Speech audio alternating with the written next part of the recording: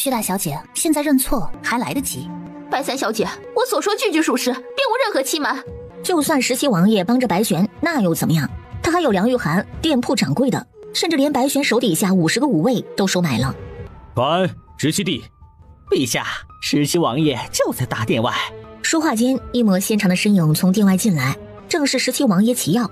臣弟参见皇兄。平身吧。皇帝神色平静，看着这位年轻的17弟。来看母后，这么晚了还没出宫。臣弟难得回来一趟，母后甚是想念。聊着聊着就夜深了，臣弟正准备出宫，听得皇兄这边动静，就想着过来看看皇兄是否安好，没想到这么热闹。白三小姐说你今日在烤鸭店。是啊，臣进宫的时候还让人给母后带了一只烤鸭呢，味道好极了。等哪日有空，臣弟带皇兄去吃。好。那你可看到白三小姐和薛大小姐发生了争执？回皇兄，臣弟和诸多上京城百姓都看到了，薛大小姐辱骂白三小姐，让白三小姐对她摇尾乞怜。白三小姐的3个弟兄看不过瘾，就拉扯了薛大小姐的头发。白三小姐出言制止了他们。一时之间，众人都有些疑惑。17王爷的说法和薛大小姐完全不同，不知道是薛大小姐撒谎，还是17王爷为了维护白三小姐而说谎。陛下，17王爷当时隔得远，可能没看清楚。你是在怀疑本王的眼力？不敢，臣女只是觉得烤鸭店毕竟在大街的另一边，还是梁二小姐和店掌柜离得近一些，看得也更清楚。白三小姐的武卫也比17王爷所在的烤鸭店看得更清楚。白玄微微抬眸看去，只见皇帝面色果然不太好。薛冰雨是生怕人不知道他收买了那些武卫吗？宫中一口气宣了梁玉涵、珠宝店掌柜，还有几个左卫府的武卫作为代表连夜赶来。梁玉涵是最先来的，薛冰雨见着他，一颗悬着的心顿时就落地了。玉涵，今日白三小姐因我退她弟弟的婚，纵兵打我，当时你也在场是吧？是啊，我在场。薛冰雨已经跟他说过了，要他配合一下陷害白玄，他讨厌白玄至极，自然也就答应了。梁二小姐，不是问你在不在场，而是问你薛大小姐所言是否是真。白玄，是你纵兵打了人呢？怎么现在到了陛下面前，知道怕了？17王爷已经作证，是薛大小姐辱骂于我，弟兄们才扯了她的头发。梁二小姐可是要想好了再说，切莫陛下面前犯了欺君之罪。梁玉涵顿时就不吭声了。他答应薛冰雨陷害白玄的时候，可不知道有17王爷帮着白玄作证。玉涵，今日发生了什么事情，你最清楚不过。我根本没骂白三小姐，对吧？就在这时，门口随女儿一起来的梁国公连忙走进来。陛下，小女所见和17王爷一致。薛冰雨面色一白，他早就已经跟梁玉涵说好了，一起污蔑白玄，没想到梁国公竟然跟着一起来了，还站在白玄的一边。钟永侯更是眉头大皱，他这女儿是怎么回事？玉涵，你是不是记错了？玉涵，你是不是记错了？薛大小姐，玉涵没记错，她一回去就把今日发生的事情告诉本国公了，确实和17王爷所说的一致。薛冰雨顿时面如土色，他更没有想到的是，接下来上殿的店铺掌柜一上来就说出了真正的事实。陛下，草民亲眼见到薛大小姐辱骂武卫长都是摇尾乞怜的狗，还让白三小姐对她也摇个尾巴。这几个小哥才生了气，拉扯了2下薛大小姐头发，但很快就被白三小姐制止了。这到底是怎么回事？这贱民收了他的钱，竟敢阴他！薛大小姐，你给的金元宝我不要了，都还给你。薛冰雨顿时面色涨红，只恨不能找个地洞钻进去。皇帝面色骤然一沉，冷冷扫了钟永侯一眼，这就是他养出来的好女儿。钟永侯已经彻底傻眼了，这到底是怎么一回事啊？陛下，还有那些武卫呢，他们也看到了。宣武卫！白玄手底下的武卫们纷纷走上大殿，直接就指控薛冰雨收买他们，让他们污蔑白玄。陛下，这是薛大小姐收买我们的证据，我们留下来只是为了揭发薛大小姐。薛大小姐，这些金元宝全都还给你，我们50个弟兄，你一共拿了50个，一个不少。薛冰雨当场气晕过去，钟有侯双腿一软，也跪倒在地上。众人一阵傻眼，他们本以为会双方各执一词，最终无法定论，没想到一个个证人宣入宫中，竟然全都站在白玄的一边。陛下，这可能有什么误会？误会？淑妃娘娘是指薛大小姐欺瞒陛下，犯下欺君之罪，还是指钟永侯与我打赌，输了就当场撞死在这里的事情？你太可怕了！卑职请求陛下治薛大小姐欺君之罪，并赐钟永侯当场撞死。大殿里一片鸦雀无声，众人大气也不敢喘一声。皇帝神色冷凝，看着晕倒在地上的钟有侯一家。你还当真想逼死钟永侯一家？我倒是无所谓，只是陛下贵为大周皇帝，天子一诺，重如九鼎。陛下若是不在乎自己的声望，任由人欺君罔上，卑职也管不着，不是？大胆！你敢欺朕？不敢。今日之事已经水落石出，薛大小姐污蔑卑职，欺瞒陛下，其罪当诛。钟永侯与臣打赌输了，按照殿前约定，应当当场撞死。陛下若是要赦免钟永侯，那是陛下身为帝王的自由与权利，卑职无权过问，一切听从陛下命令。白玄面带微笑，语气柔和，可所说之言无不逼着皇帝治钟有侯的罪。欺君之罪若是都能够包庇，定会引来众人议论，皇帝的威严也会大大减弱。皇帝眸光一沉，神色冷漠看向钟有侯，眼里是掩饰不住的失望。钟有侯宫宴之上对付萧王就输得一败涂地，如今又被白玄一个小丫头拿捏住把柄，最后还要他帮忙收拾烂摊子，当真是不中用了。欺君之罪不可饶恕。那钟有侯直接被吓醒过来。陛下，老臣知罪了，养不教，父之过，老臣日后定会对小女严加管教，还请陛下看在老臣忠心耿耿的份上，给小女一个机会。皇帝面色这才好了一些，只是依然对钟有侯不满。钟有侯处事不力，连带着他也跟着丢面子。钟永侯不是要当场撞死吗？还如何管教女儿？在阴曹地府管教吗？陛下，老臣糊涂啊！老臣之所以和白三小姐打赌，都是被白三小姐激怒，一时冲动，还请陛下恕罪，再给老臣一个机会。钟有侯知道他是陛下手中的一把刀，陛下也舍不得将他就此剪除，毕竟像他这样的刀也不是那么容易找的。白玄，你当真要钟永侯性命？白玄抬眸看着皇帝，半晌他轻轻转回目光，语气柔和下来。陛下，今日事情的重点在于薛家人侮辱卑职，瞧不起三位弟兄。陛下若是能给弟兄们封个一官半职，让弟兄们不再被薛家人看轻，卑职不要钟永侯的命也罢。白玄知道皇帝是不可能要钟有侯的命的，至少不是现在，不如退一步，拿些自己能拿的东西。这丫头是个官迷嘛，说来说去还是为了给这三人要官。但现在看来，这个要求要比钟有侯的命好满足多了。好，朕准了，教封顾子刚为裴荣校尉，刘卓和苏瑞为副尉，统领你们那100来号兄弟，你看如何？还不快谢过陛下。谢陛下。皇帝见他们挺容易满足，一个小小的校尉就打发了，也不禁一阵好笑。好好干，以后要是再立了功，还能加官进爵。是陛下。就在这时，萧王身旁的刑部尚书卢洪才站出来。陛下，白武卫长立功比这3位将士多，如今这3位将士被封为校尉和副尉，官职比白武卫长还大，那白武卫长是不是……说的有理。可是白武卫长刚刚才被新封，若是短短2日又封赏，恐怕……陛下，白武卫长带领弟兄们冲入敌军之中，烧掉敌军粮草，当即首功，可封为仁勇校尉。行，仁勇校尉也不是个什么大官，9品上而已，比裴荣校尉大一点点，正好合适。这3人为白玄马首是瞻，若是白玄的官职比他们还小，确实有些说不过去啊。白玄这丫头看着进退有度，做事也有分寸，他也不能真让这个小丫头寒了心呀，得给她点甜头吃，搞不好这丫头以后会为他所用。传朕旨意，封白武卫长为仁勇校尉。谢陛下。此时大殿一旁作为陪衬，一直站在众人后面没敢发言的刑部侍郎白鹤林简直傻眼了。本来以为白玄得罪了钟有侯必死无疑，没想到竟从一个武卫长晋升为仁勇校尉。白侍郎。白鹤林呆愣愣站在原地，见众人的目光看向自己，这才回过神来。陛下唤我。皇帝神色阴沉。你今日犯了失职罪，罚入半年，降为左侍郎中，刑部侍郎之位由原左侍郎中担任。白玄微微抬眸看了皇帝一眼，只见皇帝正似笑非笑看着他。白玄，你可有意见？皇帝这是想让他回白家难堪？没有，陛下英明，陛下神武，陛下千秋万代，永垂不朽。这话如此激荡，可是好敷衍啊。白鹤林脸色涨得一片通红，这都是白玄这个逆女害他被降了官。白玄是被升了官，但只是一个芝麻大的官，他这个3品刑部侍郎却被降了官，总体来说白家损失大了。众人从宫里出来的时候，天都快亮了。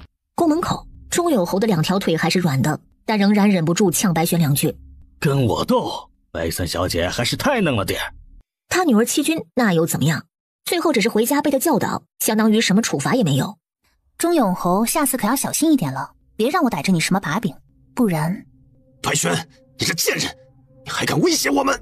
薛文玉趴在一个下人背上，50大板让他身后血淋淋的，这会儿忍不住破口大骂。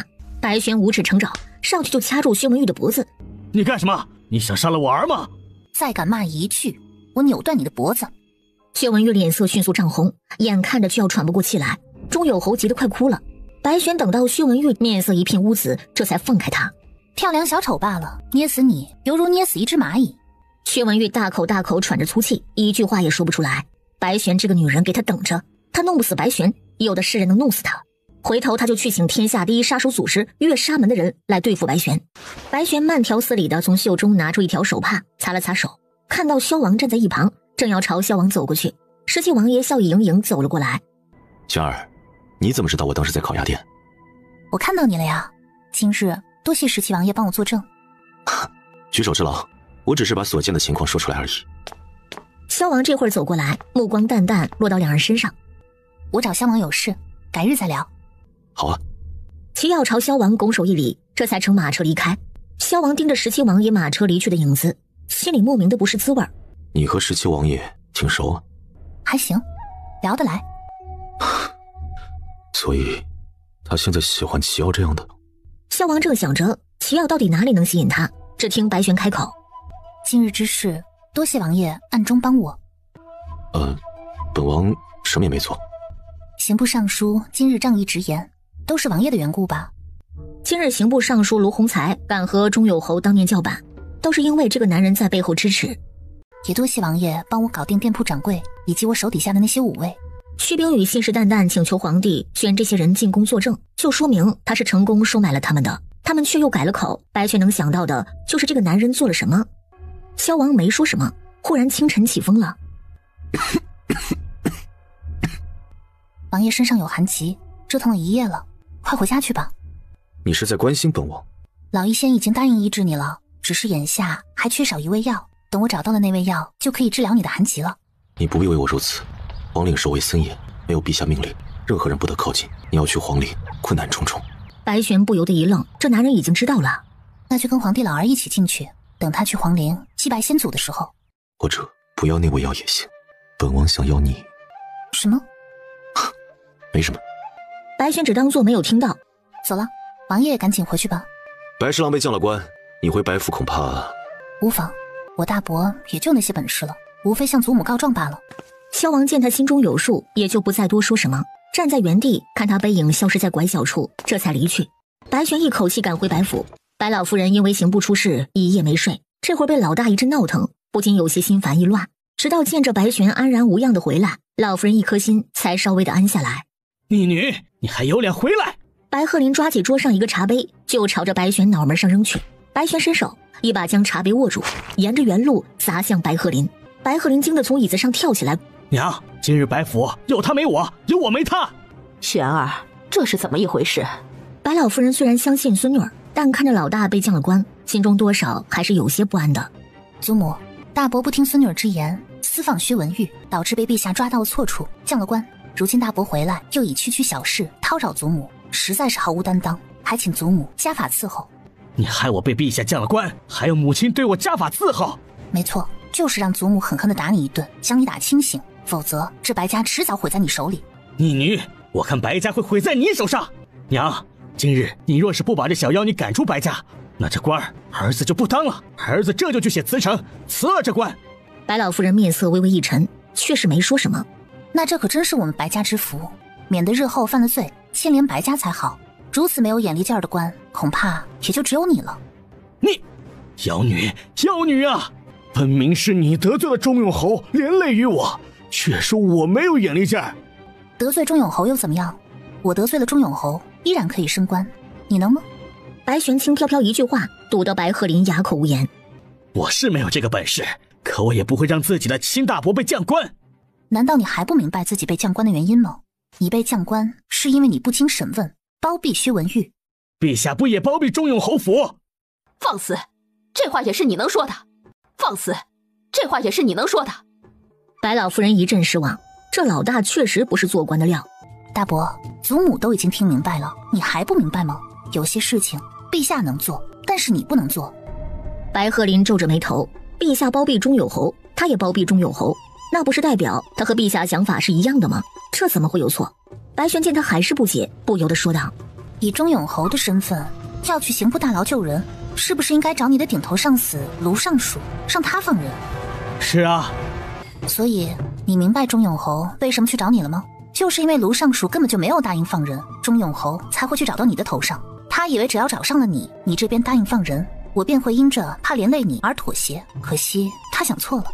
这就对了呀，错就错在你不妥协，要不是你把事情闹大，就没有这许多事儿了。不把事情闹大了，又怎么能够扳倒钟永侯府呢？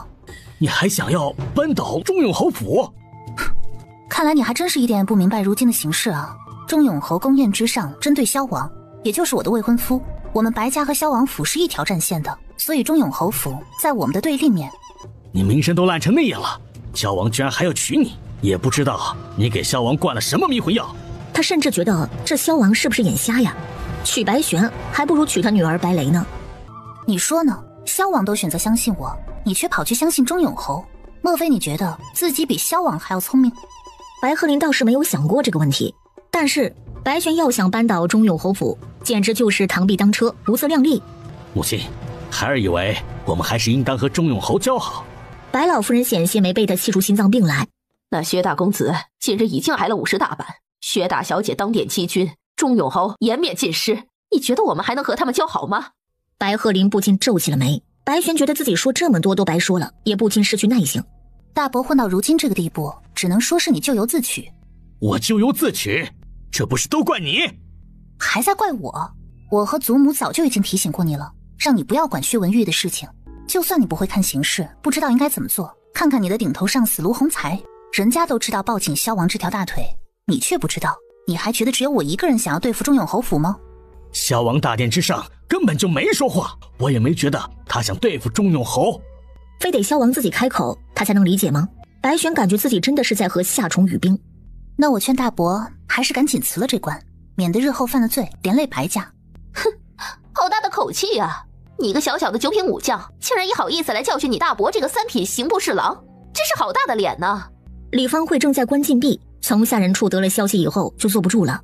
祖母，大伯母一而再再而三地违背您的命令，私自解除禁足。孙女儿请求对大伯母进行家法伺候。你敢？孙女儿请求对大伯母进行家法伺候。你敢？我不敢，但是祖母敢。大伯母违背祖母的命令，理应受罚。娘，你当真要不分青红皂白，纵容这妖女胡作非为？你还指望着白玄来振兴白家门庭不成？白家指望谁，也不影响你受家法处置。来人，请家法。很快，一只手腕粗细的棍子拿了出来，这是白家祖上传下来的，上一次动用还是10几年前。娘，儿媳不服，你为了这海鹤林被将官的疯丫头竟然打我，这还有没有天理啊？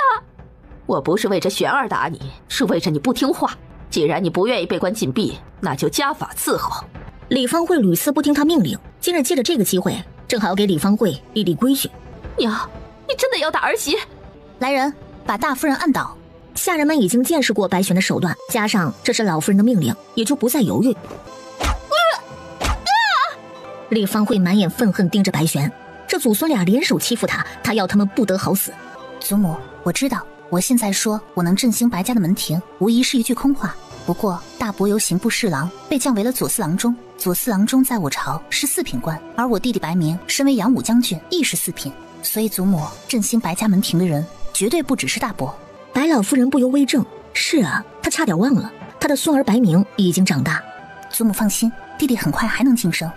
只要白明按照他制定好的计划好好的训练，迟早出人头地。你以为升官是那么容易的吗？我混了10几年官场，好不容易升到3品，你弟弟想升官也得10几年，不出半年。要是半年升不了官怎么说？大伯想怎么说？要是半年之内白明升不了官，你们姐弟2人就滚出白家。好，那要是我弟弟升了官，大伯你就辞官不做，反正白家有我姐弟2人撑着，也用不着大伯这个没有眼力劲儿的。好，一言为定。这会儿外面天色已经大亮，众人散去，屋里只余下祖孙2人。玄儿，你大不当真没救了。祖母，您心中也是有数的，不是吗？行吧，那也只能这样了。不过你真的有把握让明儿升官？是，不但明儿，还有我，还有三叔，我们都会蒸蒸日上的。你说谁？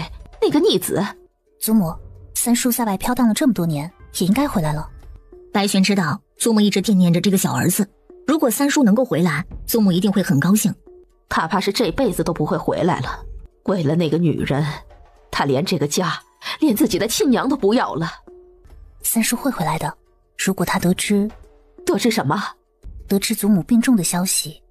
严嬷嬷，立刻传出消息，就说我病重，怕是活不了几日了。白玄轻轻抬眸看向窗外，祖母，我得去左卫府上职了。昨儿一夜未睡，你身体可吃得消？这都不算什么。上一世为了执行一个特殊任务，他曾7天7夜没有合过眼，一夜不睡更是常事。白玄到达左卫府的时候，左卫府上将军卓玉正在院子里打早拳。白玄见着不由放慢了脚步，院中男人出手狠绝，目光透着狠厉，拳头虎虎生风。白玄看了一会儿，不禁走过去。卓玉眼见白玄过来，五指成爪抓向白玄的喉咙。白玄一手伸出捏住卓玉的手腕，卓玉动了一下，竟然没挣脱。卓玉另一手握拳去抓白玄的手，白玄同样伸出另一只手紧紧抓住卓玉，两相较量。卓玉手背上渐渐青筋暴跳，额头上也渗出一颗颗汗珠。白玄始终面色不变，卓玉大为惊讶。两人分开之时，卓玉瞪大眼睛看着白玄。白家三小姐不愧是将门虎女，难怪短短2日就从5位长晋升为仁勇校尉。即便是仁勇校尉，对他来说都是屈才了。将军承让，药王谷老医仙正好在上京，卓将军若是身体有恙，我可引荐老医仙为你看一看。白三小姐是如何看出来的？卓将军身体若是无恙，如此拳风招数，该不止这点威力。我这是多年的救急了，不看也罢。和他交手的人数不胜数，能看出他身体有问题的人唯有白玄，这丫头绝对不简单。白玄见他拒绝，也就不再强求。这事儿，将军放心，白玄绝对不会为外人道，但是时间久了，遇到真正的高手，很容易被看出破绽的。我知道了。卓玉点点头，陷入一阵沉思。将军，卑职今日若是没有巡城任务，想教弟兄们练几套拳法。好啊，正好本公主也想学一学。左卫府的门口，一道高昂的女声传来，正是当朝敏元公主。她一身浅紫色长袍，走路带风。敏元公主身边跟着一个白玄极为眼熟的人，梁玉涵。白玄的目光淡淡瞥向梁玉涵一眼，以为带个公主过来就能收拾她了。你就是萧王的未婚妻白玄？那日宫宴的时候，敏元公主感染风寒，也就没有参加。事后才知道，这白玄在宫宴之上出尽了风头。她倒是好奇，这白玄的身手能有多厉害。是卑职。末将参见公主。敏元公主连忙扶起一旁的卓玉，相比起斜眉斜眼的看着白玄，她对卓玉的态度实在是好的有些过分。白玄不怎么费力就捕获到一条有用的信息，这位公主喜欢他的顶头上司。卓玉有些不自然的后退一步。公主莅临左卫府，可是有何吩咐？我过段时间想去云清寺祈福，你亲自护卫我。卑职恐怕……眼看着卓玉就要推脱，敏元公主连忙诱导。父皇已经同意了。是。敏元公主脸上顿时绽放出一个笑容来，她回头看着白玄。听说你很猖狂嘛，不但敢打新科武状元，更是连忠永侯府的薛文玉都敢抓到刑部大牢。听说你很猖狂嘛？不敢。白玄，本公主和你打一架，我倒要看看你的身手到底如何。公主出手吧。大胆！公主金枝玉叶，岂是你能动手的？卓玉哥哥不用担心，他赢不了我。白玄明白卓玉这是在提醒他，可白玄却没有打算听。3招之内便让公主心服口服。梁玉涵差点笑出声来。白三小姐真是好生猖狂呀，你这是在挑衅公主吗？虽然他敢肯定敏元公主打不过白玄，但人家好歹是公主啊，白玄这么说也太不把公主放在眼里了。敏元公主也有些生气了。看招！白玄身体动都没动，等到敏元公主靠近之时，一把握住敏元公主的手。敏元公主美眸瞪大，用力挣脱，却挣脱不掉。白玄用力一扭，就将敏元公主2只手扭到了身后，合并到一起，用手抓着。怎么会这样？不可能啊，他身手明明很好的。放开我！放开我！白玄闻言放开他。你耍诈！要不然怎么可能这么快就把我擒了？公主，我真的没有耍诈，是公主你武功太弱了。什么？你竟然敢说我武功弱？没错，公主武功真的很弱。公主之所以觉得自己很厉害，无非就是周围的人让着公主而已。我刚刚没有让着公主，所以公主的真正实力就展现了出来。你！不过公主骨骼清奇，天赋异禀，是个好苗子。只是什么？只是教你的人恐怕是没有用对法子。公主若是不介意的话，我可以教你几招，可以让你成为个中高手，不但可以强身健体、攀岩走壁，甚至可以让你连卓将军都能制服。卓玉一阵无语，白玄是不是忘了他是他顶头上司，竟然连他都敢卖？敏媛公主眼睛直接就亮了，连卓玉哥哥都能制服？是啊，很简单的，只要公主想学，就能够学得会。你快教我啊！白玄目光柔和下来，看向敏媛公主的眼神就像是看着一个吵着要吃糖果的小孩。好，我答应教公主就是了。真是太好了，卓玉哥哥，等我学会了功夫就不怕你了。梁玉涵脸色都变了，这敏媛不是来找白玄麻烦的吗？怎么和白玄打成一片了？公主，这左卫府都是男人，就白玄一个女子，卓将军管理起来怕是有些不方便呢。敏媛公主顿时眉头一皱，卓玉哥哥那么优秀，白玄说不定会和他抢卓玉哥哥。你会和我抢卓玉哥哥吗？梁玉涵差点没被气吐血，这是能直接问出来的吗？不会啊，公主怎么会这么想呢？我是萧王的未婚妻，我喜欢的是我还叶哥哥呢。龙诧一脸震惊，得赶紧把这句话给王爷送去，兴许能治寒疾。公主，知人知面不知心。是啊，公主可千万要小心，别被有些人当枪使。哦，没事儿。他只是心直口快，并不是真的什么都不懂。梁玉涵是想借他来对付白玄，他也知道，不过他现在改主意了，他要拜白玄为师，让白玄教他武艺，以后呢，他就能制服卓玉哥哥了。白玄姐姐，我拜你为师吧，你教我学武。白玄姐姐，好啊，只是卑职身份低微，怕是没有资格教公主。没事儿，我回去就求父皇，让他给你升官。别说是梁玉涵了，就是卓玉都忍不住抽了抽嘴角。白玄2天之内才升了官，又升。梁玉涵突然觉得他今天带敏媛来这儿就是一个错误。公主，你是何等尊贵的身份，怎么能拜白玄一个小小的女子为师呢？这没什么吧，你们身份不也不如本公主，我不也和你们打成一片？白玄毕竟和我们不一样，他名声不太好听。你还在说他被敌军俘虏的事儿啊？这点事情梁玉涵已经在他耳边念了无数遍了，听得他耳朵都要起茧子了。父皇不是已经下旨让你们不许再议论这事儿了吗？怎么，你想抗旨？玉涵不敢，我只是想提醒公主一句，有些人或许就是想利用公主升官发财。那还是算了吧，公主，您还是找更加高明的人教你好了。不，我就要你教我。我是怕有人说公主的闲话。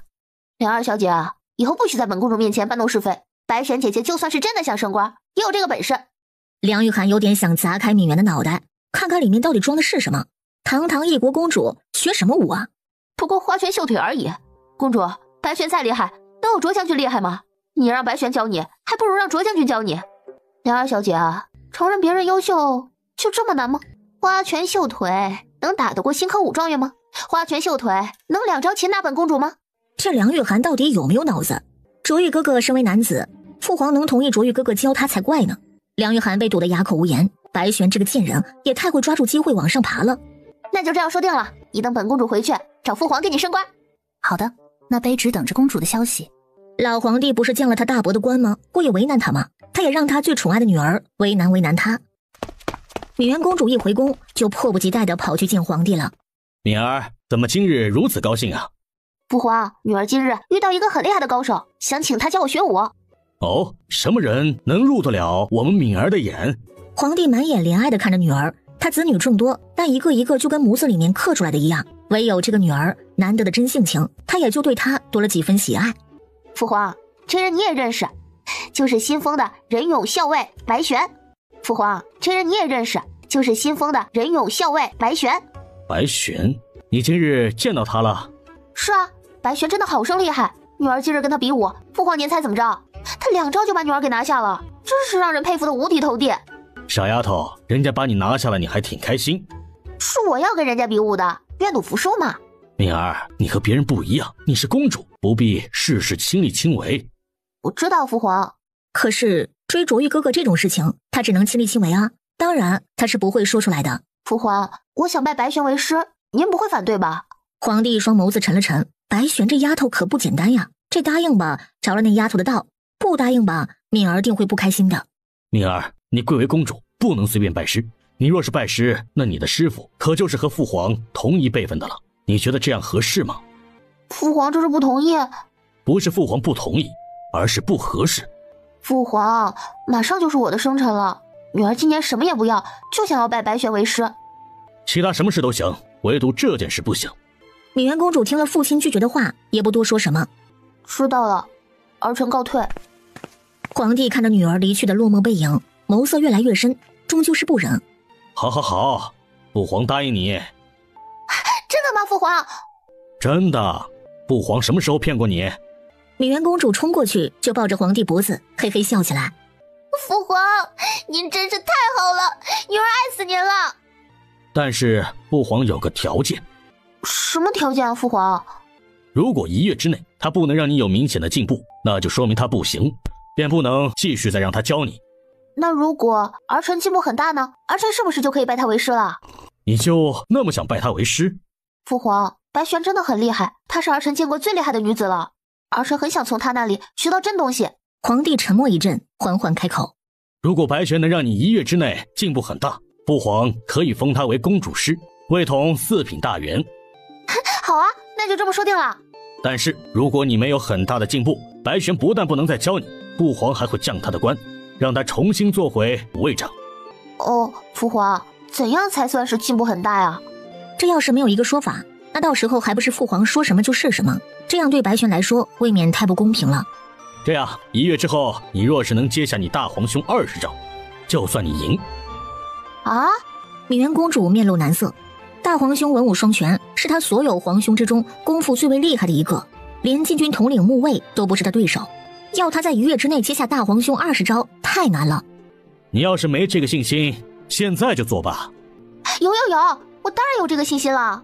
皇帝微微松了口气，这丫头答应他就放心了，最多让他折腾1个月，1个月之后输了就万事大吉了。白玄自己的功夫可能挺厉害，但是教人学武和自身武艺厉害，这完全是两码事。他就等着看他笑话好了。皇帝的圣旨很快就到了左卫府。奉天承运，皇帝诏曰：白府3小姐白玄将门之后，武艺超强，曾于边关降服山贼，火烧敌军粮草，英勇无敌，今封为5品游骑将军，负责教导公主武艺，钦此。谢陛下隆恩。恭喜游骑将军，贺喜游骑将军。白玄接过圣旨，鲁公公辛苦。他倒是没有想到，这位敏媛公主在皇帝心目当中分量有这么重。白玄让青羽打赏了鲁公公1荷包的银子，鲁公公笑得合不拢嘴。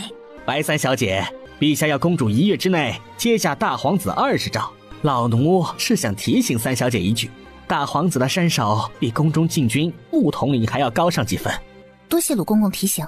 白玄这就明白了，皇帝现在封他为5品官，不过是为了1月之后将他打回原形，到时候好让人看的笑话。可惜啊，要想让他输，那是不可能的。白玄被封5品游骑将军的事儿，就如一阵狂风一般，很快就吹遍了整个上京。梁玉涵直接就傻眼了，他到底做了什么呀？竟然一手将白玄送上5品游骑将军这个位置。白玄这贱人，又让他得逞了。他这会儿正在薛冰雨那儿，为了那日没站在薛冰雨那边，给薛冰雨道歉。薛冰雨内心对梁玉涵厌恶不已，面上却还是客客气气。不关你的事儿，要怪就怪那白玄狡诈。白玄之所以那么放肆，不过是仗着背后有萧王撑腰而已。玉涵，萧王本该是你的，如今却被白玄霸占，你能甘心吗？我不甘心呢。可是那有什么办法？白玄原本就难对付，现在又有了敏媛公主支持，怕是更难对付了。不难，敏媛公主不是喜欢卓将军吗？那就设计白玄和卓将军，让敏媛公主看到，这样敏媛公主便不会再信任白玄了。这不好吧？万一被人发现了，只要我们小心行事，就不会被发现。我们俩都不出面就是了。那怎么做？你觉得白玄升官最不乐意的人是谁？当然是你们一大家子啊。除了我们家，冯浩然。除了冯浩然。提起这个名字，薛冰雨不禁眉头大皱。现在整个上京都知道他喜欢冯浩然，他得想个法子和冯浩然摆脱关系才是。那我就不知道了，你说的到底是谁啊？他最烦薛冰雨这样了，说个话磨磨唧唧的，吊人胃口。白家人。白玄是升了官，但是白家有人降了官啊。你想想看，白家会有谁讨厌白玄？你是说白家大小姐白雷啊？梁玉涵恍然大悟，想起那位身份不怎么高，却每次都会想办法混入他们之中的白家大小姐白雷。如果是白雷能够出手对付白玄，那自然是最好不过了。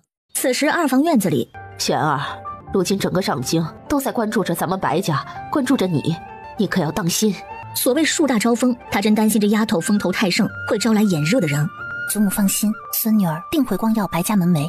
白老夫人点点头，眼里满是信任。祖母且在家安心的养好身体，玄儿去上职了。好好好。白玄正要出门，三小姐，宫里来人了。白玄随着白福来到门口，只见一个宫女打扮的人等在那儿。白三小姐，我家公主说了，今日不在宫中训练，而是在皇家西院。西院风景好，公主也有个好心情学舞。白玄微微挑眉，他想起左卫府的轮值表，卓玉今日就在西院当值。我这就去。公主怕白三小姐不熟路，让我带白三小姐去。白玄正要上马车，白雷忽然从门口走出来。听说三妹妹又高升了，恭喜三妹妹啊！白玄淡淡应了一声正要走，袖子被白雷拉住。三妹妹，姐姐也没什么好送你的，就亲手做了一个香囊，当做送你的贺礼，还请三妹妹不要嫌弃。那就多谢大姐。这香囊正好配你的衣服，我给你戴上。说着，白雷便扯着白玄衣服，将香囊佩戴到白玄腰上。白玄眸光微凝，一上马车，他便将香囊扯下来，随手扔到一旁。马车往前行驶着，白玄打算闭目养神一会儿，忽然眼前一道黑影一闪，是龙刹。龙刹一脸严肃：三小姐，西院有诈，有人想要陷害你和卓将军。你怎么知道？白大小姐送你的这香囊和卓将军身上的一模一样。白玄不禁挑挑眉，原来白雷打的是这个主意，到时候被敏元公主知道了，她浑身是嘴也说不清。属下担心他们还有别的计谋。没事儿，我去见识一下他们的手段。白三小姐，您今日最好避开。新官上任第一天就避开，不是我的行事风格。半个时辰后，西院到了，绿肥引着白玄到了湖中心阁楼，打开阁楼的门，带着白玄进去。白三小姐，您先在这儿等会儿，公主一会儿就到。好。白玄笑笑，上下打量眼前的宫女。她脚上鞋子虽然干干净净，也符合宫中女子的规制，但是已经旧了。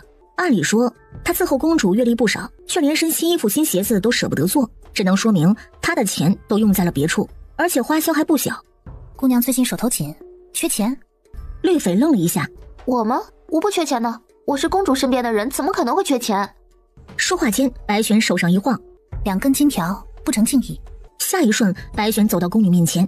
如果你愿意告诉我是谁让你把我带到这里来的，具体想要做什么，这2根金条就是你的。绿肥的手都在抖，握住金条的手却不放，他实在太需要这2根金条了。再加2根我就告诉你。好，成交。再加2根我就告诉你。好，成交。绿肥明显松了口气，好似他所需要的钱已经凑齐了。我知道的也不多，但我可以告诉你，公主本来只是让我带你来西院，没说具体什么地方，是有人给了我银子，让我把你带到这阁楼里来，还说一会儿公主也会过来。就在这时，阁楼上传来一阵奇怪的声音，紧接着传来一道隐忍而痛苦的闷哼。白玄只觉得这声音有些耳熟，不由得往楼上走去。白三小姐小心。没事，我上去看一下。绿肥忍不住叹口气，这白三小姐真是傻，阁楼上面的人显然是卓将军呀，一会儿公主来了，见到他和卓将军在一起，不杀他才怪。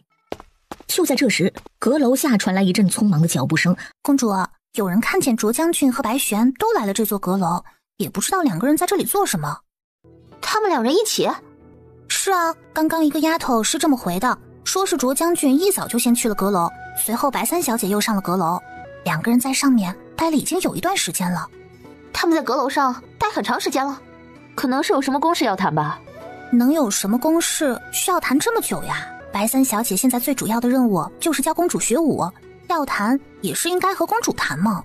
这丫鬟红珊同样被梁玉涵高价收买，逮着机会便在敏元公主面前给白玄上眼药水。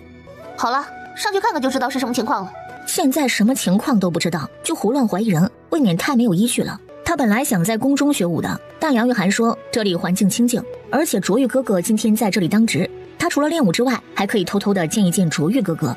走到阁楼门口，宫女绿肥已经等在门口，因着收了白玄的银子，绿肥向敏元公主行礼的时候尤其大声：奴婢参见公主。你见到白三小姐和卓将军来了吗？奴婢奉公主之命，亲自带着白三小姐过来。至于卓将军，奴婢没看到。梁玉涵眼睛微眯，绿肥这丫头的说辞和他们之前说好的有些不一样。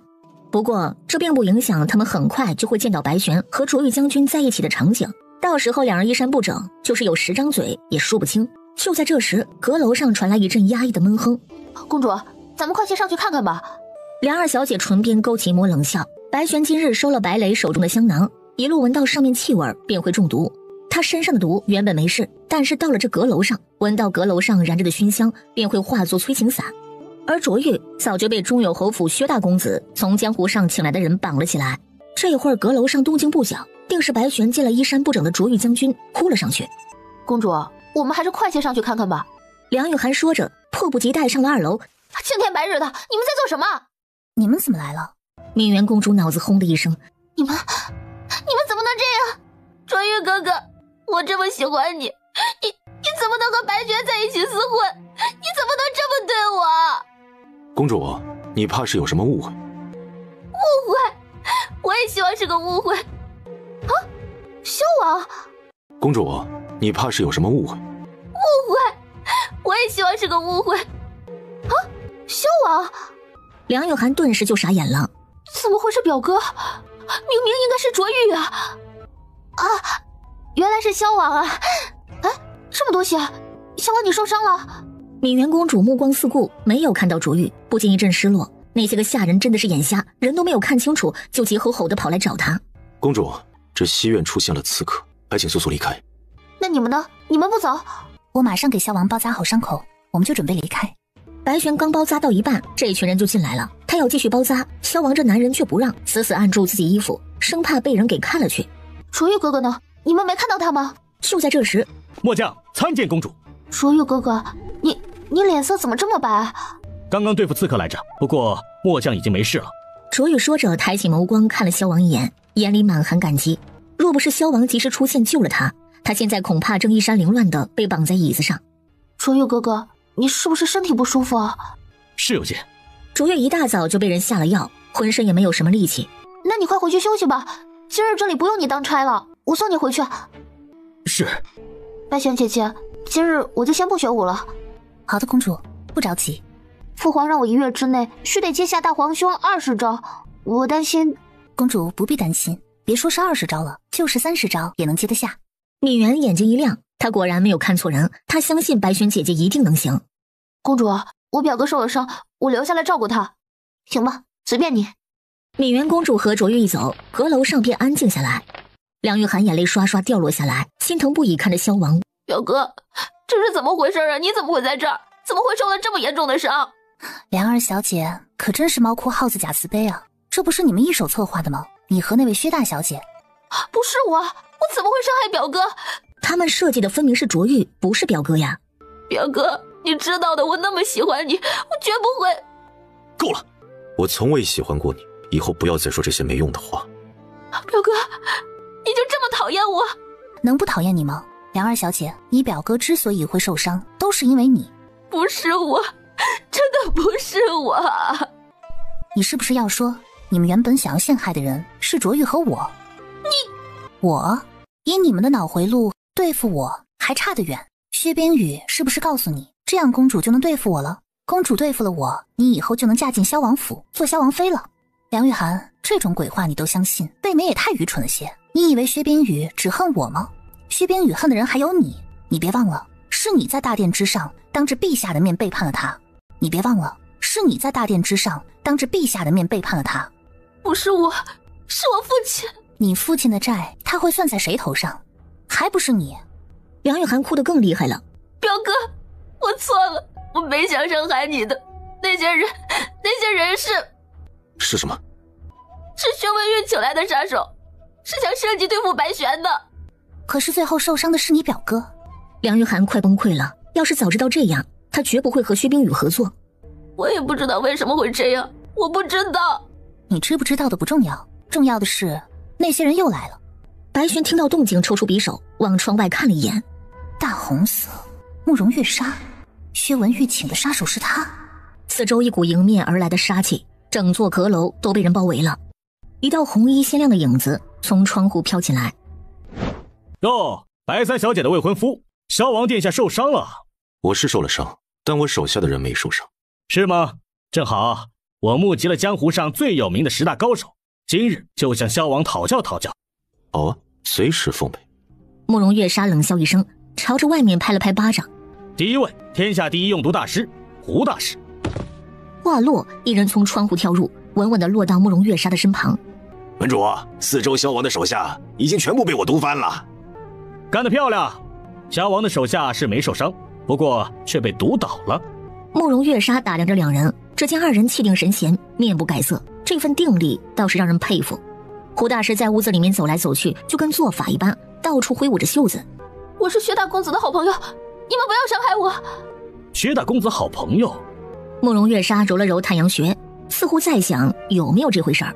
对，我是梁玉涵，梁国公府的2小姐。哦，薛大公子说梁2小姐出尔反尔，狡诈之人让我们一并解决了。什么？不可能！梁玉涵顿时大叫起来。慕容月莎上下打量梁玉涵，神色冷漠。你不就是那位在大殿之上背叛薛大小姐的人吗？你原本答应了帮薛大小姐指认白玄，结果临时反悔了。梁玉涵心中又惊又怒。我不信薛冰鱼会这么对我。中永侯府的人一定告诉过你们，不许伤害我。薛大公子说了，你只会些3脚猫的功夫，若是见了你，就让我们顺便解决了你。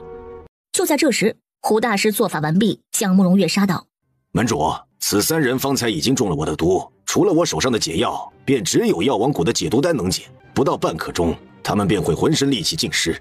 这是他的绝门毒计，将药粉散发在空气中，让敌人不知不觉间就中了毒。很好，他们得罪了老医仙，老医仙是断然不会给他们解毒丹的，想要解药就求我。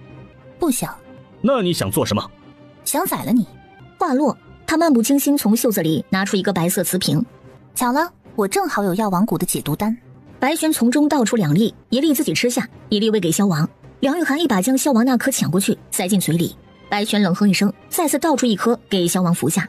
这是他用20年的陈年老酒向老医仙换来的，货真价实的药王谷解毒丹，可解百毒。你吃的是什么？药王谷的解毒丹呢？不可能，老医仙绝不会给你解药。这丫头怪会耍手段，多半都是在诈他们，可他又不敢确定。他们有没有吃解药，一试便知。说着，胡大师朝白玄出手，白玄抬起一脚，直接踹向胡大师的下巴。下一瞬，他又猛地踹向他胸口，连踢几脚，胡大师整个人就倒飞了出去。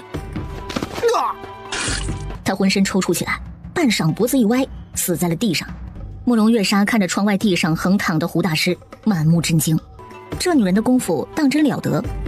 白玄一边注视慕容月莎，一边轻轻地活动起腿脚。当初刚刚穿越而来，这具身体受了伤，又和魏明大战一场，没有得到休养，因而没法发挥出自己真正的实力。如今他身体已经恢复，还得到了一定的锻炼，敢对他下毒，那就要承受对他下毒的后果。你刚刚吃的当真是药王谷的解毒丹？我为什么要告诉你？看来月莎门主上次也没学聪明嘛，竟然还敢来惹我。提起往事，慕容月莎面色就是一沉，她长袖一拂。本座早就说过，我会来找你和萧王报仇。找我们报仇？你怕是搞错了因果关系。就算是要来报仇，也是萧王找你报仇，是你暗杀了萧王在先，暗杀不成赔了钱，还反过来怪萧王。那你呢？你无故抢我500万两银子，又算什么？我为我未婚夫打抱不平哦。怎么，只准你暗杀我未婚夫，不准我打劫你吗？萧王眸光微动，心情莫名的就好起来，好似伤口都没有那么疼了。那是我弟兄们用生命和鲜血挣来的，凭什么给你？没错，这是你弟兄们赚来的钱，可惜你这个门主没本事，你除了会打扮的妖里妖气的，还会做什么？我看你啊，还不如让位给你身后的那位紫衣姑娘，她比你正常多了，她才像是一个合格的杀手。你大胆！紫衣女子没有想到白玄会这么说，吓得浑身一个机灵，差点以为自己的心思被人看穿了。我只是一个小小的奴婢，不配做门主，你这妖女休要胡言。我没胡说啊，我看你比慕容月莎适合做门主多了。我要是你，我就割了他的头，造了他的反，自己做门主，省得在他手底下受鸟气。我要是你，我就割了他的头，造了他的反，自己做门主，省得在他手底下受鸟气。你休要再胡说！紫衣女子脸色都白了，门主最忌讳人说这个了。你想做门主吗？不，门主，紫渊从来没有过这样的想法。最好是这样。他管理着手下无数杀手，最忌讳的就是有人惦记他的门主之位。慕容月莎再次拍手，门口飞进2个人，一男一女，手中拿着一张铁网。哼，莫非是想把我们网起来？真是大开眼界呀！这古人的武器真是多种多样，连枪都打不着他们还想用网子网他。这2位是江湖上赫赫有名的天罗地网双侠，他们手中的这张网可没几个人能逃脱。你能逃脱吗？我当然能啊！既然作为我手下败将的你都能逃脱，我又岂会逃不了？白玄一脸鄙视看着慕容月莎，那神情俨然就是在怀疑他脑子有问题。萧王一向严肃板正的人，也不禁有点想笑。男人终是没笑，却忍不住目光带笑看着女子，眼神中不自觉含了几分宠溺。慕容月莎原本还沉得住气，一见萧王看白玄的眼神，顿时胸口升起一股怒气，他手中一枚暗器发射出去。萧王正要挥手去挡暗器，白玄脚下一动，一掌拍开。有事冲着我来！慕容月莎顿时更生气了，这女人就那么在乎萧王？给我抓住他们！是门主。白玄身体一动未动，手中一条绳索打了一个圈，就套入那男子的脖子，用力拉紧。白玄从那男的手上抢过网子，用力一拉一扯，眨眼间那女的反被网子网住，网上倒钩刺得2人浑身是伤。白玄将2人用网裹住，跟踢皮球一样在地上来回踢着，直到2人浑身被倒钩刺得血流不止，哀嚎连天，白玄才将2人从窗户扔出去。就这，你请来的10大高手还没出来玩呢？也别一个一个的浪费我的时间了，直接叫他们一起上吧。慕容月莎眼睛都红了，抬起手掌，又是啪啪啪3声，10几个形形色色的人从窗户跳入。白玄冷笑一声，要想凭着这些冷兵器打败他，这些人可能是在做梦。正好，好久都没有找人练练了，今天你们送上门来，我也就不客气了，拿出你们最大的本事来，别跟之前几个一样，3两下就被扔出去。你个小娃娃，不要太猖狂！我们这么多人，难不成还打不过你一个臭丫头？萧王目光扫过敌人阵营，双眸锐利落到一个戴着黑色兜帽的男人身上，他的脸隐藏在帽子下，让人看不清长相，但他浑身气势来看，要比周围人高出一个层次。一会儿要小心那个黑衣人。白玄也早就注意到那不露脸的男人，整个人遮得严严实实，除了一双黑洞洞的眼睛，什么也看不清楚。给我抓活的！顷刻间，10几个招式各异的人将白玄3人团团围了起来。表哥，保护我，保护我！哼，梁二小姐这么喜欢你表哥，眼下他受了重伤了，你不是应该保护他吗？你懂什么？我表哥武艺高强，根本不需要人保护。表哥，一定要保护我呀！白玄垂眸看向眼前男人，忽然间就有些同情他。梁玉涵口口声声说着多么喜欢他，可关键时刻却完全不顾他受了伤，还想着要他保护。白玄一手挥起匕首，径直冲入人群之中，和敌人打了起来。匕首所到之处，鲜血迸溅，敌人惨叫连连。有些人直接被当作皮球一般从窗户踢了出去，有些人则被踢到慕容月莎脚下，还有些人被割破了喉咙，血流如注，一命呜呼。不到1刻钟的时间，整个阁楼上的江湖高手便只剩下那黑衣人。他出手狠绝，身手极为灵活，和白玄、周旋之间不落下风。白玄只觉得他身上气息有些熟悉，看起来很像一个人。他正想着伺机掀开这男人的兜帽，看他长得什么样子。就在这时，慕容月莎出手了。萧王手上猛地一拍椅子，整个人从原地移开。躲在萧王身后的梁玉涵顿时没了遮掩。不要杀我，不要杀我！我爹是梁国公，你要什么他都能给你。慕容月莎冷笑一声，一把抓住梁玉涵，直接就朝着窗外往湖中心的位置丢去。下一瞬，慕容月莎回过头来，面无表情看着萧王。我说过，迟早会来找你报仇。我也说过，随时奉陪。白玄不禁眉头一皱，萧王受伤严重，恐怕……慕容月莎正好看到白玄的眼神，这女人果然会为萧王而分心。她又怒又气，朝着萧王大打出手。萧王随手从身上拿出一枚信号弹，朝外扔去，随即腾出手来接慕容月莎的招。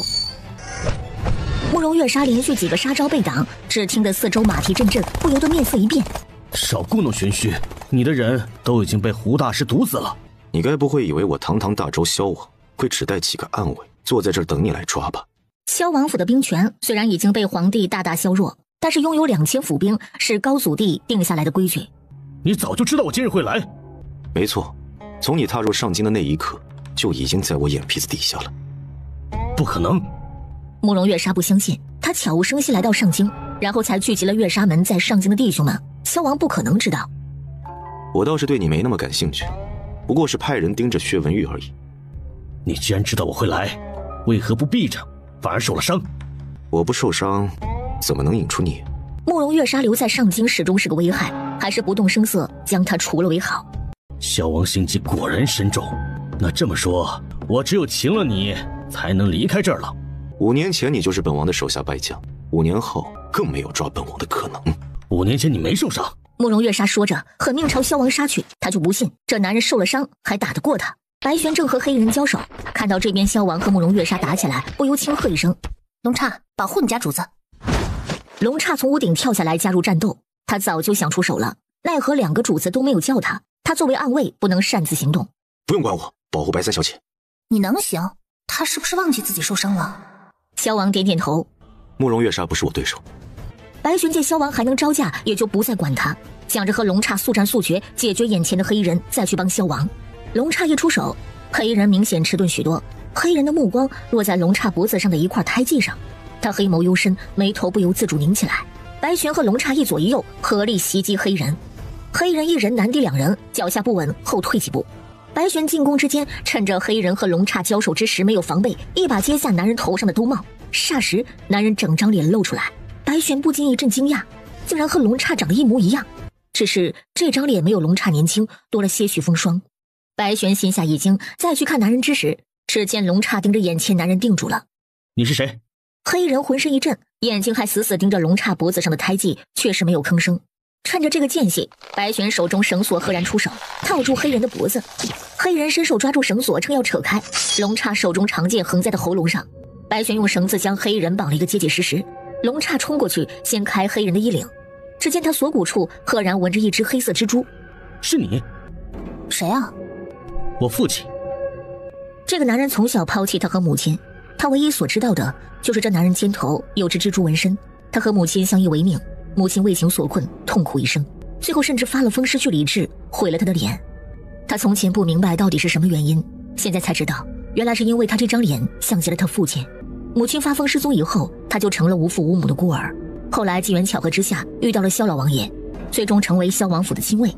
黑衣人红着双眼，一句话也说不出来。这男人显然也认出了自己儿子，一时之间有些反应不过来。白玄见这边已经搞定，不由加入萧王和慕容月莎之间的战斗。慕容月莎面对萧王和白玄2人夹击，一时之间分身乏术，不由冲着黑衣人吼：“喂，黑蜘蛛，愣着做什么？”被叫做黑蜘蛛的男人没有反应。慕容月莎脸都黑了，这黑蜘蛛可是他花高价请来的外援，竟然站在那儿一动也不动。据他所知，一条绳子可是绑不住黑蜘蛛的。黑蜘蛛，愣着做什么？人家父子团聚，你瞎掺和什么呀？慕容月莎一阵震惊。就在这时，阁楼下马蹄声阵阵，四处聚集的人越来越多。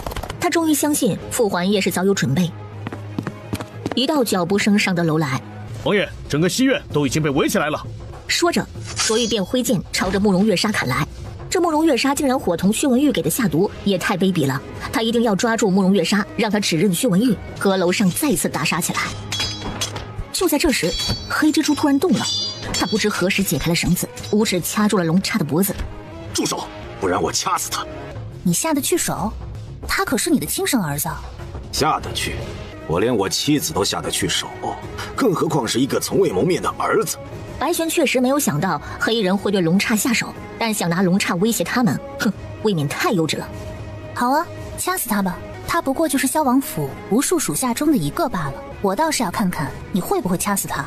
白玄满不在乎盯着黑衣人，回过头来就朝着一旁慕容月莎杀去。慕容月莎一阵猝不及防，左肩处被白玄一剑刺中。下一刻，白玄手中匕首一甩，就朝着黑人下身甩去。黑人只觉得身下凉飕飕的，垂眸一看，裤裆上插着一把匕首。白玄趁他低头，握着一只尖利的簪子。他惨叫一声，手上自动松开。找死！话落，他额头上青筋暴起，看着就极为骇人，浑身散发着死亡的气息。哼，没有人能抵挡得住黑蜘蛛，尤其是在他盛怒暴躁的时候。这黑蜘蛛就像是身体发生了某种变异，体内血管喷张。白玄前世没少遇到过这种试验品，这类人无非就是身体在药物的作用下变得更加强壮，更加能打。玄儿，这个人我看上了，我来对付。王爷，好不容易遇到一个扛打的，你在一边看着，我给你展示一下什么叫做大蟹蜘蛛。慕容月莎见两人浓情蜜意，不由怒道：或者你们两个人一起上，也不是黑蜘蛛的对手。就他，我一个人对付绰绰有余。白玄主动出击，朝着黑蜘蛛攻击。萧王正要杀过去，慕容月杀立刻就朝萧王杀去。龙刹在一阵短暂争论之后，立刻重新加入白玄和黑蜘蛛之间的战斗。白玄迎着黑蜘蛛虎虎生威的拳风，侧身一躲，与此同时，手中匕首极快地刺向黑蜘蛛。黑蜘蛛一把抓住锋利雪亮的匕首，掌心被划破，他就像是不知疼痛一般冷笑着。白玄神色微沉，这就是一个被药物麻痹了没有痛觉的机器。就在这时，一道白影从眼前闪过，是17王爷齐药。他是中了毒。17王爷拿出一瓶药粉撒向黑蜘蛛，又拿出一粒药丸朝着张大嘴的黑蜘蛛嘴里扔去。另外一边，萧王已将慕容月杀踩在脚下。本王已说过，5年前你不是我对手，5年后你依然不是。5年前你不是我对手，5年后你依然不是。哼，但再过5年就说不清楚了。哦，我看也要不了5年，最多再过1-2年，你寒疾毁坏身体，就一命呜呼了。老医仙已经答应医治萧王了。老医仙答应又有什么用？据我所知，须得要老医仙养的那条药蛇，可惜啊，那药蛇跑了。药蛇是跑了，找回来便是。17王爷给黑蜘蛛喂了药丸之后，黑蜘蛛变好多了，浑身暴力气息退去。龙刹看着眼前他的亲生父亲，眼底神色一片复杂。要是能找得回来的话，萧王身上寒疾早治好了。17王爷看着慕容月杀笑而不语，往前几步。有了这个黑蜘蛛，找药蛇就有希望了。他是闻名天下的盗墓贼，据说就没他没进去过的墓，包括高祖地地宫。白玄心中一惊，你认识他？是啊，都是混龙脊山的人，很难不认识。我师姐是他的妻子。白玄微愣，这天下真的小。龙刹不禁一愣，他母亲竟是药王谷的人吗？你母亲是师父最得意也最心痛的弟子，可惜他为情所困，被你父亲毁了一生。龙刹眼睛一片通红，想起魔怔发疯的母亲，想起自己脸上的伤，再也不愿意看黑蜘蛛一眼。白玄看向一旁左卫府上将军卓玉，卓将军，这黑蜘蛛对我有用处，我想让人把它带走。至于这慕容月杀吗？你随意处置。好，来人，把慕容月杀给我抓起来。慕容月杀目光紧紧盯着白玄，心头一阵不甘。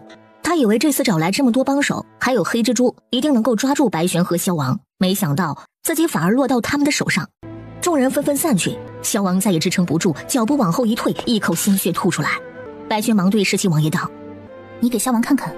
”17王爷目光轻轻扫过白玄握着萧王的手，愣了一下，随即点点头，为萧王把脉。萧王失血过多，身体虚弱，再加上寒气入体，引发了寒疾。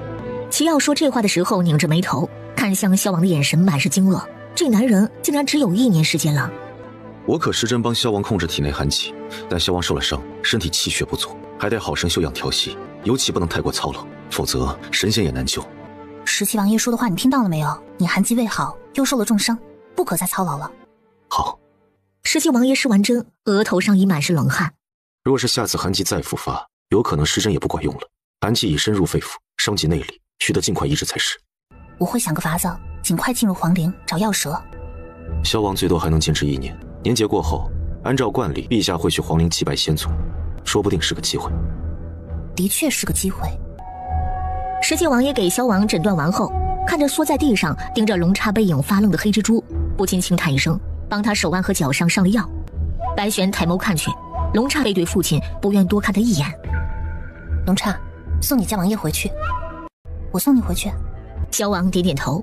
17王爷不禁再次看了萧王一眼，萧王回看他，有劳17王爷了。无妨。白玄扶着萧王上了马车，一路往萧王府而去。今日敏元公主受了惊吓，卓玉被人算计，定会追究到底。梁国公看到女儿受了重伤，也不会善罢甘休。到时候中有侯府和梁国公府干起来，那可就热闹了。忽然马车摇晃一下，白玄身体前倾，跌入一个微凉的怀抱。白玄正要推开，男人修长手臂将他揽住，拉进怀里。玄儿。白玄不禁微微一愣，是不是冷啊？不点儿。这丫头刻意保持和他之间的距离，也只有他寒疾发作的时候会允许他这般亲近。马车里静静的，两人紧紧挨着，彼此心跳相互应和。萧王闻着女子身上淡淡的体香，忽然开口：我那日所说乃是肺腑之言。他很想再说一遍，很认真的说一遍，他是真的想和他携手到老。那日怎么？没什么。萧王在白玄颈窝里摇了摇头，最终还是没有开口，只是紧紧抱着白玄。他身体情况日渐恶化，时日不多，而他却愈发的优秀，如今都能教公主学武了，可以想象日后会是怎样的前途无量。她不再是那个需要他用未婚夫名义保护的小女孩了。两人都没有再说话，却止不住马车里气氛逐渐升温，车厢里安静的有几分暧昧。白璇轻轻抱着眼前男人，鼻尖充斥着淡淡的血腥味，不禁心中一疼。前世今生2辈子加起来，白璇也从未对一个男人有过这种淡淡的心疼的感觉。白璇在感情方面并不迟钝，她感觉得到这男人对她上了心，哪怕他已经刻意疏远，这种感觉就像是温水煮青蛙，他是青蛙。狭小的空间里一片静谧，好似有什么在悄然地发生变化。外面马车渐渐驶入闹市，四周小贩的吆喝声开始传入车中，搅得两人思绪纷乱，心如麻。璇儿，忽然，萧王揽住女孩的肩膀，倾身而下，低头吻住白璇的唇。白璇瞳口微睁，条件反射性抓住男人衣服，就想将他拉开，又想到他身上的伤，不禁住了手。抬眸之间，只见男人闭着眼睛，认真的亲吻她。白璇也不禁放弃的闭上眼睛。女子嘴里香甜柔软的味道，让男人浑身一震，一种从未有过的畅快直冲四肢百骸。冰凉的嘴唇不知何时变得火热，萧王修长的手臂也不知何时搂住白璇的腰。马车在喧嚣的人群中晃荡前行，两人衣衫在拉扯中凌乱。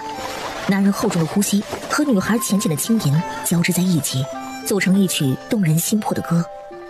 萧王的吻变得越发狂热，马车里气氛急剧升温。他不满足于浅尝辄止，一个翻身便将白璇压到了身下，吻得动情而深入。耳边的热闹声逐渐消失，马车驶入一条无人的巷子，马车里气氛火热。白璇被男人带入一阵风暴，回过头来惊觉肩头一凉，他一把推开眼前男人，面色微红，神色极力保持平静。我看王爷不冷了。璇儿，我……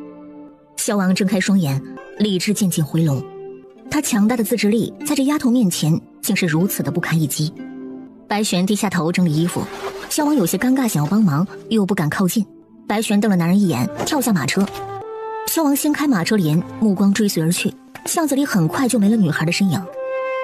萧王嘴唇轻动，满嘴都是女孩香甜的味道，他竟不知道自己是从何时开始沦陷的。他想要她，大概是从战场上看到他拼命对付魏明起，又或者那一夜替他清洗伤口，又或者他去龙脊山为他寻得老医仙。情不知从何起，一往而深。或许他可以贪婪一些，趁着自己还有时间，抓住眼前的美好。白璇可以想象自己现在是怎样一副凌乱的模样，他一路上直接绕过有人的地方，真是没法跟着男人玩了，凶猛起来和狼一样。白璇抬手摸了摸嘴唇，有点肿痛。这男人看着禁欲克制，吻他的时候霸道的就跟什么似的，这接吻技术还真是一般。尤其当他撬开他牙齿的时候，和战场上打仗那一套没有什么区别。白璇从后院的一扇窗户进入房间，正要找件衣服换上，只见屋子里到处扔着东西，地上乱糟糟的，柜子里也被人翻过了。白璇冷笑一声，哼，无非就是想找他抬回来的10几个箱子。外面传来一阵嘈杂，白璇抬眸看去，只见2房院子里乌泱泱一群人，人群中央，小菊双手被捆绑着跪在地上。你们在做什么？白雷差点以为自己见了鬼。白璇不是应该在西院和卓玉通奸，被米元公主当场捉奸了吗？怎么回来了？下一瞬，白雷甩了甩手中鞭子，笑意盈盈。三妹妹，你丫头偷了我的翡翠手镯，竟然还死不承认。白雷以为白璇回不来了，就想借机发挥，收拾一顿白璇的丫头，让这丫头招供白璇那10几箱的金银珠宝藏在哪里。谁知这丫头是个硬骨头的，打得他皮开肉绽了，竟然也不肯说。小姐，我没偷大小姐手镯，我真的没做过。白璇抬起长腿，一步一步迈下台阶，冷眸扫视四座，周身一股森然冷气。你打我！你的丫头偷了我的翡翠手镯，你还打我！你的丫头偷了我的翡翠手镯，你还打我！白璇神色冷漠，从靴子里抽出匕首，割开绑住小菊双手的绳子。老管家白福连忙走上前去，将小菊从地上扶起。小姐，奴婢真的没偷。我知道。小菊强忍的眼泪顿时再也忍不住，如断线的珠子一般从眼角滑落。她果然没有跟错小姐。白璇，我亲自从你房里搜出了翡翠手镯，你竟然还包庇他！不要以为你被封了个游骑将军，就可以为所欲为了。设计谋害我和卓玉上将军，不知大堂姐该当何罪？白璇知道了。我怎么听不懂三妹妹在说什么？听不懂？哼，或许大姐和薛文玉一样，要到刑部大牢里面走一遭，才能听得懂吧？我真的听不懂你在说什么。不承认是吧？还是说你忘了送给我的那个香囊？白雷神色一变，不敢置信地看着白玄。来人，将大小姐绑了，送到刑部大牢去。白府的下人们没有想到白玄当真和白雷撕破了脸，但他们也知道这个家以后还是得三小姐说了算。下人们立时冲过去架住白雷的胳膊。啊！你们做什么？放开我！跟刑部尚书卢大人说一声，就说是我白玄抓的人，和公主在西院遇刺一案有直接关系。白雷顿时吓得魂飞魄散，扑通一声就朝白玄跪下来。三妹妹，我错了，我真的知道错了，是薛冰雨，是他让我把那个香囊给你的。那你肯不肯在陛下面前指认薛冰雨？三妹妹，此事恐怕不行。送刑部大牢。三妹妹，不是我不同意，而是父亲叮嘱过我，要我和忠永侯府的薛大小姐好好结交，我是万万不能违背父亲的命令的呀。和他们结交，谋害我吗？不，三妹妹，是薛冰雨和灵儿小姐想要害你，薛冰雨让我配合他，我要是不配合，他们就要动用忠永侯府和梁国公府的势力，让父亲连左司侍郎都做不成，到时候我就不再是乖小姐了。三妹妹，我是被逼的。被逼的？难道你就没有害我之心？三妹妹，我或许有些嫉妒你，但是还不至于想让你死。白雷，你比你的父亲要聪明一些。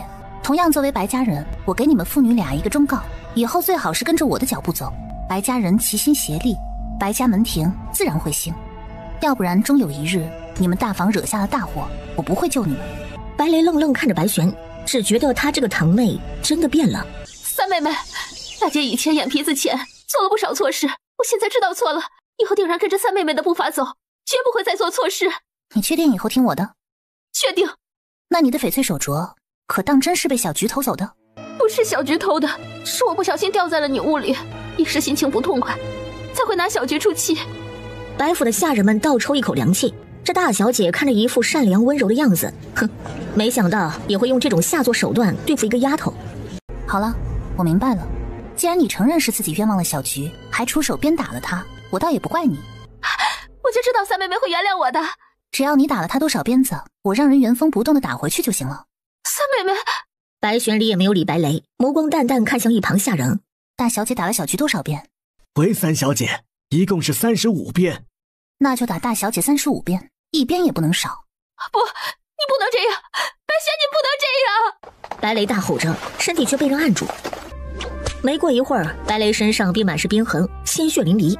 门外得知消息匆匆赶来的白鹤林看着爱女被打成这样，顿时就冲了过来。住手！都给我住手！给我继续打，打够35鞭为止。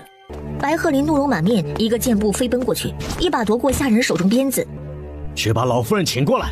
今日老夫人若是不请家法，制止这无法无天的妖女，我就和老夫人断绝母子关系。爹，三妹妹当真霸道，女儿已经说了以后都听三妹妹的，她还是下重手，就要将女儿打死。别怕，为父回来了，谁也别想动你。忽然白鹤林手上一空，只见白玄一把从他手上抽出鞭子，凌空一甩。还差10鞭。有本事你往我身上打！院子里面一静，下人们屏住呼吸，大气也不敢出一声。好啊，养不教，父之过。大堂姐冤枉陷害我院中的丫头，都是大伯父没有教育好的关系。不过是一个卑贱的丫头罢了。在你眼中是卑贱的丫头，可是在我眼中不是。小菊眸中泪光点点，满是感动，仿佛身上的伤口都不再那么冰冷疼痛。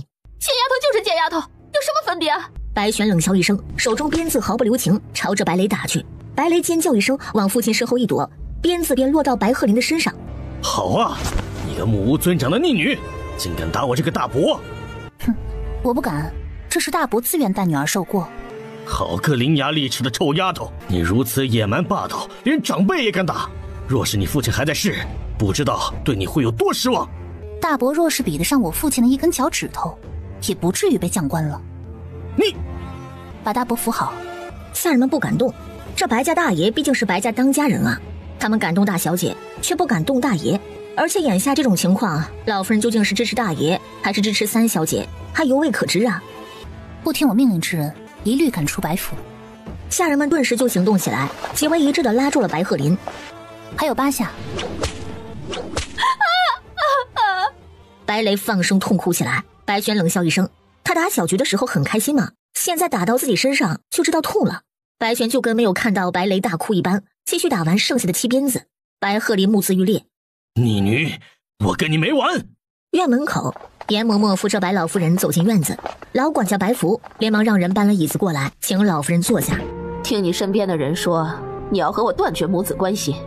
听你身边的人说，你要和我断绝母子关系。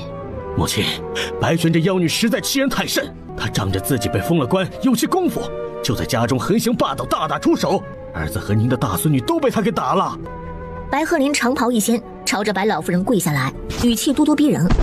孩儿斗胆，请母亲家法处置白玄，不然就请母亲将孩儿赶出白府，儿子自寻去处。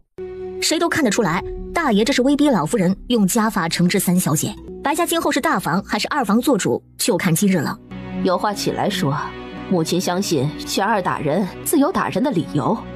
就算白玄再怎么有理，也不应该对自己的大堂姐，甚至对自己的大伯动手，如此目无尊长。白家自古以来都没有这样的不孝子孙呐。玄儿父母早逝，一直是我这个做祖母的在教导他。你说玄儿没教养，莫非是在指责母亲？儿子不是这个意思，是白玄这妖女不受教化，和您教导无关啊。不，还是母亲的错。白鹤林皱眉，老夫人这是何意？母亲的确有错，但不是因为没教导好玄儿，而是因为没教导好你。众人浑身一震，老夫人的态度很明显了，站在3小姐这一边。这么说，母亲宁愿将儿子赶出白府，也不肯家法处置白玄。家法处置是惩罚犯了错的人，玄儿不但没有犯错，还为我白家争了光，我奖赏还来不及呢，又怎会家法处置？至于你，已经长大成人了，如果你非要出去自立门户，母亲也不拦着你。母亲当真不要儿子了？不是母亲不要你，是你威逼母亲，是你不要白家。老夫人的声音微微拔高，平静之中带着说不出的失落。母亲，白玄鞭子招呼到儿子身上，您一点也不心疼。看来儿子在您心目中也不过如此。儿子虽然是白家血脉，却到底不是您亲生的。既然您不肯责罚白玄，那就将儿子赶出白府吧。他就不信了，白家现在老2没了，老3是个浪子，人还不知道在哪儿呢。母亲会把他这个唯一还能当家的老大给赶出去？哼，真要把他赶出去，白家这一辈儿可就没有男人了。他今日就要逼老夫人做出选择，惩罚白玄。白老夫人一言未发，盯着老大，眼眶微微发红。白福，老夫人，李薛书，将老大赶出家门。白老夫人满目痛心，却绝不妥协。她很清楚，白家的希望现在是在玄儿身上，而不是在老大身上。李薛书，将老大赶出家门。白鹤林当场石化，满目震惊看着白老夫人。白玄看着祖母极力保持镇定，还是止不住的身体颤抖，轻轻扶住祖母。白福让人拿来一张锦帛，眼看着老夫人就要立血书，白鹤林终于有些怕了，面色一片惨白。祖母，父亲一时糊涂，你可千万别当真啊！这是父亲的家，父亲除了这儿还能去哪儿呢？父亲傻，他可不傻。若不是有祖母在背后为父亲撑腰，父亲现在他还是个7品小芝麻官呢。得知消息，匆匆赶来的李芳慧更是扑通一声跪倒在白老夫人面前。娘，贺林就算不是您的亲生儿子，也是白家的血脉，是老太爷的亲儿子呀。您把他赶出家门，日后到了地下，如何见老太爷？求求您了，娘，您就原谅他这一次吧。并非我要赶他走，是他自己要走。白家并不是没了老大就没有男人了，明儿如今已经长大成人，玄儿又这么能干，他们姐弟2人定能闯出一番天地，振兴白家门庭。不去，还不快跟娘磕头认错？是啊，爹，你快跟祖母认个错吧。白鹤林也是真的怕了，他要是得罪了母亲传出去，他就会被认为不孝，连官都没法做。娘，儿子知错了。娘，这里就是贺林的家，是他的根，除了白家，他还能去哪儿呢？您把他赶出家去，有损白家颜面，您面子上也不好看呢。李芳会知道老夫人是爱脸面的人，若是白家真闹这么一出，可比当初白玄在边关被人抓去玷污了还丢人。谁知白玄这会儿站出来，轻飘飘说了一句：祖母，要不还是我和明儿离家吧，大伯如此不喜我们姐弟俩留在白家也是碍人的眼。白老夫人立刻领会到白玄的意思，这是要他把老大赶出去。李雪书，白福将锦帛捧了过来，白玄拔出匕首就割了自己手指。请祖母用孙女儿的血。看着白玄手指上一片鲜红，白老夫人终于下定决心，颤颤巍巍写下血书。白鹤龄看着眼前血书，一把鼻涕一把眼泪。娘，您真是狠心啊！白鹤龄扔下一句话，决绝地往外走去。李芳慧和白雷则愣在原地，一时间不知所措。福伯，通知白家宗族，将大伯从族谱上面除名。另外，立刻让人去官府备案，就说白家大爷已经被老夫人赶出了家门，从此与我白家再无任何关系。白老夫人眼眶通红，要从族谱中除名。是的，祖母，这样才算是真正的把白鹤龄赶出了白家。老夫人听得懂白玄的言外之意，日后白鹤龄做了什么错事都不会连累白家。就在这时，老夫人，不好了，出大事了！门外一队宫里来的禁军，说是让大小姐和三小姐即刻进宫，配合审理今日公主在西苑遇刺以及梁二小姐重伤一案。